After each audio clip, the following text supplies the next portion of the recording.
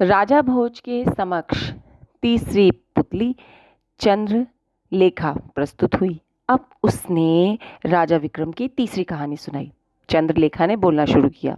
एक बार पुरुषार्थ और भाग्य में ठन गई, कौन ज्यादा महत्वपूर्ण। पुरुषार्थ बोला, बिना मेहनत के कुछ नहीं मिलता। वहीं भाग्य का मानना था कि जिसको जो मिलता है भाग्य से ही मिलता है, परिश्रम की कोई भूमिका नहीं होती। उनके विवाद ने उग्र रूप धारण कर लिया। वो दोनों देवराज इंद्र के पास गए। झगड़ा बहुत पेचीदा था, इसलिए इंद्र भी चकरा गए। पुरुषार्थ को वे नहीं मानते थे, जिन्हें भाग्य से सब कुछ मिला। दूसरी तरफ पुरुषार्थ मेहनत को ही सब कुछ बताता है, भाग्य को कुछ नहीं मानता था।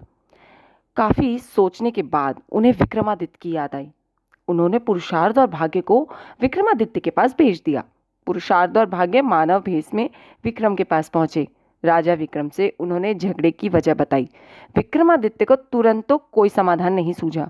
उन्होंने दोनों से 6 महीने का समय मांग लिया और 6 महीने के बाद आने के लिए कहा। जब वे चले गए तब विक्रमादित्य ने बहुत सोचा, लेकिन वो किसी निष्कर्ष पर नहीं पहुंचे। तब उन्होंने भेष बदलकर जनता के बीच घूमना शुरू किया। काफी घूमने के पश्चात उन्हें कोई संतोषजनक उत्तर नहीं मिला। तब उन्होंने दूसरे राज्यों में भी घूमने का फैसला किया। फिर काफी भटकने के बाद उन्हें कोई समाधान तो नहीं मिला। तब उन्होंने एक व्यापारी के यहाँ नौकरी कर ली। व्यापारी ने पूछा, मैं तुम्हें नौकरी क्यों दूं?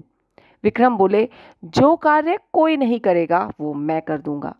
कुछ दिनों बाद व्यापारी अपना माल लादकर पानी के रास्ते दूसरे देश व्यापार करने निकला। उसने अन्य नौकरों के साथ विक्रमादित्य को भी साथ ले लिया। जहाज कुछ दूर गया ही था कि भयानक तूफान आ गया। जहाज पे सवार लोगों में अफरा तफरी मच गई। किसी तरह जहाज एक टापू के पास आया और लंगर डाल दिया गया। जब तूफान थम गया तब लंगर उठाया जाने लगा, लेकिन ये क्या हुआ, लंगर किसी के उठाए ना उठा। अब व्यापारी को विक्रम की याद आई। उसने ये काम विक्रम को सौंपा। विक्रम ने बड़ी आसानी से लंगर उठा दिया, लेकिन जैसे ही लंगर उठा जहाज सर पर दौड़ गया और विक्रम टापू पे छूट गया। विक्रम की कुछ समझ ही नहीं आया, अब वो क्या करे। उस द्वीप पर घूमते फिरते एक नगर में पहुंचे। नगर के द्वार पर एक पट्टी टंगी थी जिस पर लिखा था कि यहाँ की राजकुमारी का विवाह विक्रमादित्य के साथ होगा। वे महल में पहुंचे।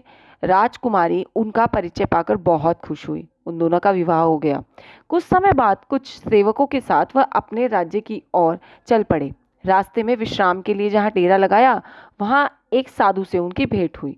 सन्यासी ने उन्हें एक माला और एक छड़ी भेंट की। माला की विशेषता थी कि उसे पहनने वाला अदृश्य होकर सब कुछ देख सकता था, तथा छड़ी का मालिक सोने से पूर्व उससे कुछ भी सोने का आभूषण भेंट में मांग सकता था। सन्यासी को धन्यवाद देकर विक्रम अपने राज्य लौटे। सेवकों को वापस भेजे उनके हाथों संदेश भिजवाया कि अपनी पत्नी को जल्द ही लेने आएंगे। उद्यान में ही उनका भेंट एक ब्राह्मण और एक भाट से हुई। वे दोनों काफी समय से उस उद्यान की देखभाल कर रहे थे।